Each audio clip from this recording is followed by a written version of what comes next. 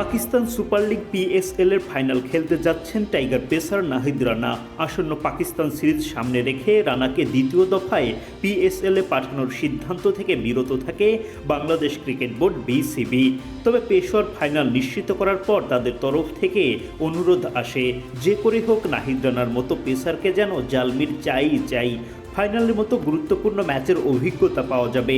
তাই তো এই এক ম্যাচের জন্য রানাকে পাকিস্তানে যাওয়ার অনুমতি দিয়েছে তামিম ইকবাল খানের নেতৃত্বাধীন বোর্ড। এবারের পাকিস্তান সুপার লিগে পেশোয়ার জালমিতে তিনজন বাংলাদেশি সুযোগ পেয়েছিলেন, ওপেনার তানজিদ তামিম এবং দুই পেসার শরীফুল ইসলাম ও নাহিদ রানা। তামিম সুযোগ না পেলেও দুর্দান্ত বোলিংয়ে সবার নজর কাড়েন শরীফুল ও রানা। আপনার জাপান ড্রিম আমাদের গাইডেন্স, আপনার একটি মাত্র পদক্ষেপ আপনার ক্যারিয়ারকে নিয়ে যেতে পারে এক অন্য উচ্চতায়। তাই কিউআর কোডটি স্ক্যান করুন, যোগাযোগ করুন আমাদের সাথে। Pacific academy, your Japan dream partner. বিশেষ করে রানার গতির সামনে কাবু হতে থাকেন পিএসএল এর বাঘা ব্যাটাররা। এর মধ্যেই নিউজিল্যান্ডের বিপক্ষে সিরিজ থাকায় দেশে ফিরতে হয় তামিম, শরীফুল, রানাকে।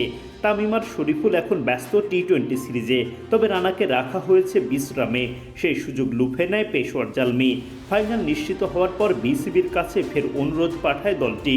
তখন বিসিবিও রানাকে এনওসি দেওয়ার সিদ্ধান্ত নেয়। তামিম ইকবাল খানের বোর্ডের তরফ থেকে এমন সাড়া পেয়ে বেজায় খুশি পেশোয়ার জালমির মালিক জাভেদ আফ্রিদি। সামাজিক মাধ্যমে বিসিবির সভাপতির প্রতি কৃতজ্ঞতাও প্রকাশ করেন।